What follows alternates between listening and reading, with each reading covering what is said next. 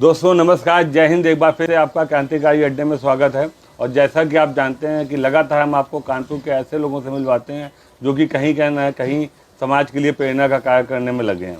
इसी कड़ी में आज हमारे साथ आदर्श कुमार जी हैं जो कि एक पीसीएस अधिकारी हैं। आइए उनका स्वागत करते हैं, उनके बारे में जानते हैं। आदर्श जी नमस्कार, स्वागत है आपका। सबसे पहले मैं चाहूँगा अपना परिचय हमारे व्यूवर्स को दें। नमस्कार, मेरा नाम आदर्श कुमार है। मैं लखनऊ में ग्रामीण प्रसूति से संबंधित रखता हूँ। वर्ष 2021 से मैं पीसीएस परीक्षा 2018 द्वारा चयनित होकर कानपुर में श्रम प्रवर्तन अधिकारी के पद पर कार्यरत हूँ। आदर्श जी, आपको 5 वर्ष की उम्र में आपके पाँव में पोलियो हो गया था। 7 वर्ष की उम्र में ब्रेन फीवर की वजह से आपकी सुनने की शक्ति बहुत ही क्षीण हो गई, जिसमें भी आज आप क्वेश्चन आप पुटअप किए हुए हैं, आप कागज़ में लिखे हुए हैं आपका जो भी मैं क्वेश्चन पूछ रहा हूँ। तो कैसा ही रहा आपका बचपन का संघर्ष जो कि 7 साल के होने के बाद आपने किया? थोड़ा दर्शक हमारे जानना चाहेंगे उसको। सबसे पहले मैं तो कानपुर यूपी पेज और कानपुर के युवा क्रांतिकारी पेज को सादर धन्यवाद ज्ञापित करना चाहूँगा कि इन्होंने मेरे जीवन संघर्ष की कहानी को अपने रूप में प्रस्तुत करने में रुचि दिखाई। सबसे पहले बताना चाहूँगा कि जैसा कि मैंने बताया कि मैं लखनऊ में ग्रामीण प्रसूति से संबंध रखता हूँ। मेरे पिताजी एक साधारण वाहन चालक थे और मेरे माताजी अशिक्षित थे। तो जब 5 वर्ष की मुझे पोलियो हो गया, उसके बाद मेरी ज़्यादातर शिक्षा दीक्षा घर पर ही।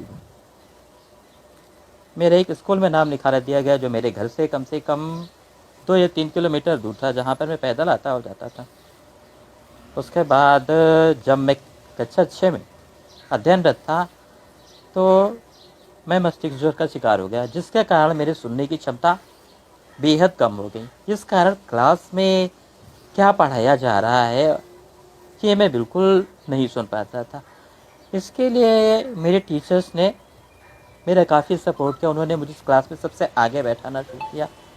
इसका फ़र्क मेरे ऊपर यह पड़ा कि मैं ज़्यादातर देखकर ही समझता था। इस तरह से समय के साथ साथ मैं हाई स्कूल परीक्षा पास कर ले गया।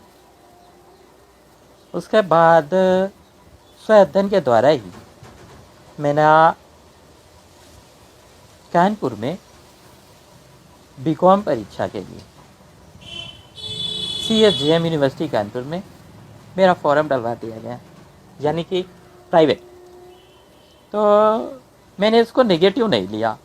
मैंने सोचा संघर्ष सबको करना पड़ता था और बचपन से मैं अध्ययन करता रहा था, तो इसको मैंने पॉजिटिव रूप में लिया कि अगर मुझे जीवन में आगे बढ़ना है तो मुझे संघर्ष करना पड़ेगा।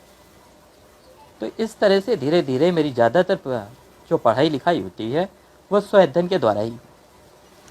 आदर्श जी, अगर बात करी जाए स्व अध्ययन की, तो कैसे आप पढ़ाई करते हैं? क्योंकि कहीं भी जो व्यूवर्स हैं जिनको प्रॉब्लम ऐसी होती है वो जानना चाहेंगे कैसे आपने पढ़ाई अपने घर में करी और शिक्षा के दौरान आपको कैसी कैसी परेशानियां और कैसी कैसी बातें सुनने को मिली। क्योंकि कई लोग अगर पॉजिटिव होते हैं तो निगेटिव भी होते हैं जो आपको उल्हाना देते हैं, कुछ नहीं कर पाएंगे। तो कैसे किया आपने वो शिक्षा का कार्य और चीज़ें? बेहद अच्छा क्वेश्चन पूछा है आपने।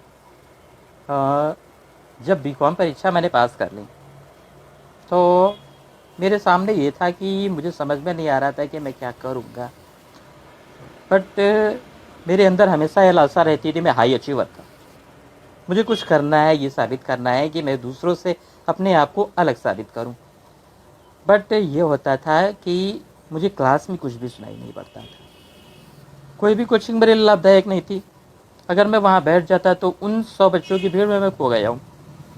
तो मैंने अपने आप को इस तरह से माइंड डेवलप किया मैंने अपना कि ज़्यादातर मैं लोगों की लिप रीडिंग पर ध्यान देता था, उसका फेस पर वो किस हाव भाव से क्या बोल रहे हैं, और मैंने अपने आप को स्व अध्ययन में केंद्रित कर लिया।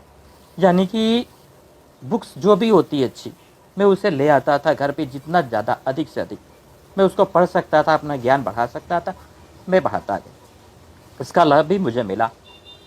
बीकॉम परीक्षा के बाद मैंने एमकॉम परीक्षा पास की। उसके बाद वर्ष 2009 में मेरे एरिया में ही डॉक्टर शकुंतला मिश्रा पुनर्वास विद्यालय खुला, जिसमें मैंने दाखिला ले लिया। वहाँ से मैंने बीएड परीक्षा पास की। बीएड के बाद उसी विश्वविद्यालय से मैंने एमएड की परीक्षा वर्ष 2011 में पास की। इसके बाद 2013 में मैंने यूजीसी नेट जेआरएफ परीक्षा पास कर ली। तत्पश्चात 2014 में मुझे उत्तर प्रदेश सरकार द्वारा दक्ष विकलांग कर्मचारी के राज्य स्तरीय पुरस्कार से सम्मानित किया गया। वर्ष 2014 में ही मेरा चेतना टीचर्स ट्रेनिंग कॉलेज में असिस्टेंट प्रोफेसर के पद पर चयन हो गया। उसके बाद वर्ष 2015 में मेरा चयन बेसिक शिक्षा विभाग में सहायक अध्यापक के पद पर हो गया। तो इस तरह से मेरे जीवन में एक के बाद एक पड़ाव आते गए, लेकिन मैंने ये मोटो बना लिया था कि थक कर कभी रुकना नहीं और संतुष्ट होकर मुझे जीना नहीं, ये चीज़। आदर्श जी, कोई भी बच्चा हो या कोई भी बड़ा हो, उसके मन में अगर बचपन में कोई ऐसी चीज़ हो जाती है, घटना घटित हो जाती है जिससे उसे थोड़ा भी ऐसा निगेटिव फीडबैक मिलता है या निगेटिव माहौल मिलता है, तो वो आगे बढ़ने के लिए सोच नहीं पाता है। लेकिन आपने कब आपके मन में आया कि नहीं, मुझे पीसीएस अधिकारी बनना है और जाके ऐसे समाज का मतलब सेवा करनी है, पीसीएस अधिकारी बन के, वो मन में आपके कब बात आई? जैसा कि मैंने बताया कि वर्ष 2015 में मेरा चयन बेसिक शिक्षा विभाग में सहायक अध्यापक के पद पर हो गया था। तो मुझे अच्छा लग रहा था, पहले पहल नौकरी थी। तो मेरी जो तैनाती जो होती है वो ग्रामीण क्षेत्र में हुई। तो वहाँ पर मैं गया, मुझे अच्छा लगा। वहाँ छोटे छोटे बच्चे थे, उनको पढ़ाना अच्छा लग रहा था, टीचिंग फील्ड मेरा। बाद में ये हुआ कि एक बार वहाँ पर बीआरसी होता है, जहाँ पे सारे शिक्षक की इससे संबंधित गतिविधियाँ होती हैं। तो मुझे पता चला कि वहाँ पर कोई पीसीएस अधिकारी आ रहे हैं इंस्पेक्शन के लिए।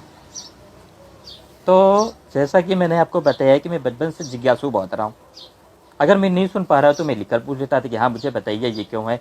तो मैं अपने फ्रेंड से मैंने पूछा कि भाई पीसीएस अधिकारी कौन से होते हैं, तो उन्होंने कहा कि वो आपसे काफ़ी ऊपर है, तो उनके लिए भी आपको परीक्षा देनी पड़ेगी, पास करना पड़ेगा। तो मैंने कहा हम लोगों ने तो इतनी दिया, तो फिर भी उस लेवल पे नहीं आ पाए। तो मैंने सोचा, उन्होंने जब यह बोला कि आपको केवल परीक्षा ही पास करनी पड़ती है, उसके बाद ही चयनित होते, मैंने इस मुद्दों को कवर कर लिया। मैंने सोचा बिल्कुल अगर पढ़ने से वो यहाँ तक आ सकती हैं तो बिकॉज बिल्कुल मैं भी पढ़ने से आगे जा सकता हूँ। उस दिन से मैंने तैयारी प्रारंभ कर दी। अब इस फील्ड में मेरा कोई मेन गुरु नहीं था। एक शिक्षक थे डॉक्टर शकुंतला मिश्रा पुनर्विद्यालय विश्वविद्यालय में, डॉक्टर मृत्युंजय मिश्रा। उन्होंने मुझे एक मोटो दिया था कि आप अपने को कभी किसी से कम मत समझिएगा। आपके अंदर अगर कोई डिसेबिलिटी है तो आप उसको अपनी एबिलिटी बनाइए। वो मेरे मेंटर रहे। तो मैंने बस, मुझे अगर कोई प्रॉब्लम हुई तो मैं उनसे पूछता था कि सर क्या मैं ऐसा कर सकता हूँ? उन्होंने कहा बिल्कुल, बिकॉज आप बिल्कुल सब कुछ कर सकते हो। मैंने तैयारी प्रारंभ कर दी। तो उसके बाद यह हुआ कि मुझे 5 साल लगे। मैं ये होता था कि अपनी नौकरी करता था, उसके बाद घर आता, सेल्फ अध्ययन करता। कोचिंग मेरे लाभदायक वैसे नहीं, जैसा कि मैंने बताया कि कोचिंग में मैं खो जाता, मुझे कुछ रह नहीं पड़ता था कि टीचर बोल रहे हैं लेकिन वो मेरे ईयर तक नहीं जा रहा है, कम्युनिकेशन नहीं हो पा रहा है। बट मैंने ये नोटिस कर लिया कि टीचर पढ़ा किताब से ही रहे, बुक से ही पढ़ा रहे, और अगर मैं उसी बुक पे डिपेंड हो जाऊंगा, वो मैं घर में भी पढ़ सकता हूँ जितना टाइम दे सकता हूँ। तो मैं वो सारी बुक्स में ले आता और उसे घर में जब भी मुझे समय मिलता है, ये छुट्टी के टाइम, मैं अपना सेल्फ नोट बनाता, तैयारी करता, नेट पे देखता, फेसबुक पे अगर कोई सामग्री पड़ी हुई है एजुकेशनल, में उसे ले लेता। किसी सक्सेसफुल पर्सन ने कौन सी रणनीति अपनाई है उसको बहुत ध्यान से पढ़ता। तो यानी कि एक तरह से ये कह सकते हैं सोशल मीडिया मेरा इस मामले में गुरु रहा है। उसने मुझे जो दे दिया वो मैंने बिल्कुल गुरु की तरह दे दिया, वो सब वो मुझे लिखित रूप में दे रहा है। इस तरह से मैं सक्सेस का ज़्यादातर से सोशल मीडिया को देना चाहूँगा। तो आदर्श जी, अभी तक आपने बहुत संघर्ष किया है, लेकिन अगर मैं बात करूं अभी तक के जीवन की, तो कोई ऐसा प्राउड मूवमेंट हो जहां पे आपको लगा हो कि नहीं, हमें ये मतलब ये अचीवमेंट मेरे लिए बहुत प्राउड मूवमेंट है, और मतलब अगर आप अपना शेयर करना चाहें तो प्राउड मूवमेंट का प्रॉब्लम है। मैं आपको बताना चाहूँगा कि ये रास्ता जो मैं बता रहा हूँ इतना आसान नहीं था। जब मैंने तैयारी करने के लिए बताया सबको, तो सबने मुझे यही कहा कि आपको टीचर की जॉब मिल गई है और आप इसमें खुश रहिए, आप वहाँ झेल नहीं पाएंगे। या फिर आप सक्सेस नहीं हो पाएंगे। मुझे कई लोगों ने, ये सोशल स्टिग्मा था, कई लोगों ने मुझे नेगेटिव थॉट दिए। उन लोगों ने कहा कि आप, पहली बात, आप टीचर के रूप में सफल हो जाए, यही बहुत बड़ी बात है। ये नेगेटिव थॉट था कि आप उसको नहीं कर पाओगे क्योंकि आपको सुन पाने में दिक्कत है, आप ब्यूरोक्रेसी को कैसे हैंडल करोगे। तो मैंने इसे एक चैलेंज के रूप में ले लिया। मैंने कहा बिल्कुल, जिस चीज़ को करने में, जिस संघर्ष को करने में मज़ा है, मुझे वो चीज़ करनी है। तो मैंने, जैसा कि मैंने बताया, मैंने सोशल मीडिया से हर उस जानकारी को निकाला जो मेरे लिए उपयोगी, सक्सेसफुल पर्सन है, मैगजीन में क्या लिखा, उन्होंने क्या कहा, कौन सी बुक प्रिस्क्राइब की, वो सब मैंने अपने पे उतारा। इसका परिणाम ये रहा कि वर्ष 2015 से लेकर के वर्ष 2020 तक मैं पीसीएस की प्री परीक्षा बिना किसी कोचिंग के पास करता गया। मेंस पे दिया मैंने, आईएएस 2017 का मेंस पे दिया, किंतु हिंदी बैकग्राउंड का होने के कारण इंग्लिश का पेपर में नहीं पास कर पाया। उसके बाद वर्ष 2016, 2017, 2018 और 2019 की प्री मैंने पास की, मेंस दिया। वर्ष 2018 का मेंस पहली बार निकला और वर्ष 2018 का ही इंटरव्यू पहली बार क्रैक हो गया, जिसके फलस्वरूप मेरा चयन संप्रवर्तन अधिकारी के पद पर हो गया। आदर्श जी, ये बताइए, जब आपने पीसीएस की परीक्षा का पेपर दिया, पेपर आपका पास आउट हो गया, आप मेंस क्वालिफाई कर लिया, जब इंटरव्यू हुआ तो आपने कैसे फेस किया, क्या रहा वहाँ का, थोड़ा हमें बताएं। अच्छा क्वेश्चन पूछा आपने। मेन बात ये थी कि मैं श्रवण बाधित था, तो मैंने मेंस परीक्षा जब पास कर ली और मेरे पास रिजल्ट आया कि मैं मेंस परीक्षा पास कर चुका हूँ। अब मेरे ऊपर सबसे लास्ट माइलस्टोन यही था कि अभी तक मैंने साक्षात्कार दिए तो थे, बट पीसीएस का साक्षात्कार नहीं दिया था। मुझे नहीं पता था कि वहाँ पर कैसा, क्या नेचर होता है, क्या एटमॉस्फेयर होता है, तो थोड़ा घबराहट लगी मुझे। बट मैंने ये सोचा कि चाहे कुछ भी हो, मुझे अपना 100% देना है। अब मैं ऐसा श्रवण बाधित हूँ जो कम से कम बोल तो रहा हूँ, ईश्वर ने मुझे ये तो दे दिया। मैंने ऐसे श्रवण बाधित देखे हैं जो ना तो सुन पाते हैं ना बोल पाते, कम से कम उनसे तो अलग हूँ मैं। तो मैंने सोचा मैं अपना 100% दूंगा, और आने वाले श्रवण बाधित छात्र और युवा जो सुन नहीं पाते, बोल नहीं पाते, या जिनको कोई दिक्कत है या डिसेबल्ड है, उनके लिए एक रोल मॉडल देना था मुझे, ये बात थी। तो जब मैं इंटरव्यू में रूम में गया तो मैंने साफ बता दिया कि सर मुझको सुन पाने में दिक्कत है, क्योंकि ये मेरी अगर कमजोरी थी तो मुझे उनको बताना, किसी चीज़ को छुपाऊंगा क्यों, छुपाना नहीं था। मैंने उनको बता दिया कि सर मुझे सुन पाने में दिक्कत है, तो यदि आप लिखकर पूछे तो उचित रहेगा। तो बोर्ड मेंबर भी बहुत अच्छे थे, उन्होंने कहा ठीक है, अगर इनको इनके ज्ञान की परीक्षा लेनी ही है और अगर हमें लिखकर पूछना है तो हमें कोई दिक्कत नहीं है, हम इनसे लिखकर पूछ लेते हैं। तो चेयरमैन सर थे, उन्होंने फुटनोट बनाई कागज़ के और उस पर कुछ लिखने लगे। वो क्वेश्चंस थे, तो ये क्वेश्चन वो देते हैं मुझे और मैं समझ गया कि मेरा इंटरव्यू लेट से स्टार्ट हो चुका है। फिर मेरे क्वेश्चन उस तरह, उन्होंने कई क्वेश्चन मुझसे पूछे। उन्होंने मुझसे ये पूछा कि फर्स्ट आप अपने बारे में बताइए, मैंने बताया। उसके बाद ये पूछ रहे हैं कि ये बताइए विकलांग और दिव्यांग क्या है, मैंने ये टर्म भी बताया। उसके बाद उन्होंने कहा कि आप अपनी 2 क्वालिटीज़ बताइए। फिर उसके बाद ये है कि अपनी 2 कमजोरियाँ भी बताइए। ये सब मैंने बहुत अच्छे से बताया क्योंकि उनका नेचर बहुत अच्छा था। देन मेरा इंटरव्यू 20 मिनट चला। उसके बाद ये इंटरव्यू देने के बाद जब मैं बाहर निकला तो मैंने राहत की सांस ली कि मैं तो कुछ सोच रहा था कि बहुत ही हवा बना हुआ था ऐसा जी। और यहाँ मैंने जब मैं बोलना शुरू किया उसके बाद जब तक कि उन्होंने कहा नहीं तब तक कि मैं बाहर आया। तो मेरा इंटरव्यू बेहद अच्छा रहा, तो मैं आशान्वित था कि परिणाम भी अच्छा ही होगा। आदर्श जी, अंत में जो भी युवा या डिसेबल जो भी आपके प्रेरणा लेना चाहते हैं उनके लिए आपका क्या मैसेज होगा, आप क्या कहना चाहेंगे हमारे मंच के माध्यम से?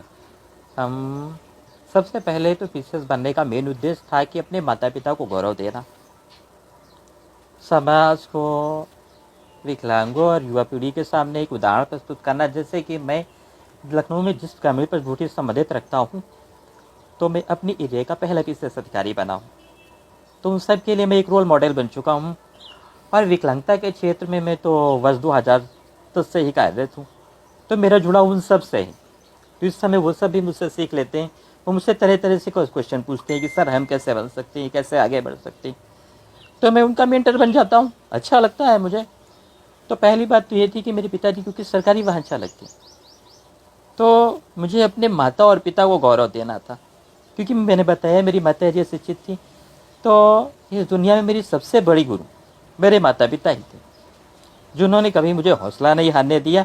मेरी माता जी एक संबल की तरह हमेशा मेरे साथ खड़ी रहती थी कि जब भी मैं कोई डिप्रेशन आता था या कोई चीज़ होती थी, मैं अपनी माँ से कहता था कि मम्मी आज ऐसा करना है, वैसा करना है, या आज प्रॉब्लम फेस हुई, तो बस वो यही कहती थी कि नन्ही सी चींटी दाना लेकर चढ़ती दीवारों पर 100 बार फिसलती। तब मैं भी सोचता था कि मुझे तो करना है, चाहे जो भी करूँ। इस तरह मैं धीरे धीरे डेवलप होता गया।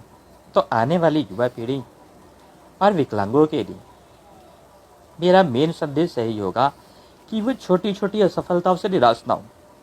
संघर्ष सबके जीवन में आता है, लेकिन जो सूरज रात में होता है वो संघर्ष करके अंधेरे से सुबह ही वही उगता है। इसलिए आप अगर छोटी छोटी निराशाओं से निराश हो, जैसे कि आज मेन क्वेश्चन ये है, मैंने देखा है और मुझे बहुत बुरा लगता है कि युवा पीढ़ी में ये किशोर वय के हैं, अगर जरा से सफलता मिली तो वो आत्महत्या कर लेते हैं। ये बातें मुझे बहुत दुख देती हैं कि ये युवा पीढ़ी किस तरह से एक छोटी सी असफलता को अपने पूरे जीवन भर की सफलता मान लेती है, जबकि ये संघर्ष का समय है। तो उन सब लोगों से मैं यही कहना चाहूँगा कि वो अपनी सफलताओं को लेकर निराश ना हो। आप नए सिरे से प्रयास करिए, आपकी मेहनत आपको एक अच्छे मुकाम पर लेकर जाएगी। आदर्श जी, आप यहाँ पे आए, आपका बहुत बहुत धन्यवाद। धन्यवाद। और हम आपके उज्जवल भविष्य की कामना करते हैं, आप और आगे जाएं और ऐसे ही सेवा करते रहें। आपको ये एपिसोड कैसा लगा ज़रूर बताएं। और इस इंटरव्यू के बाद मैं बोल सकता हूँ कि जो हमारी टैगलाइन है कि कोई भी लक्ष्य मनुष्य के साहस से बड़ा नहीं, हारा वही जो लड़ा नहीं। अगले एपिसोड में आपसे फिर मिलते हैं, तब तक के लिए जय हिंद, जय भारत, नमस्कार। नमस्कार।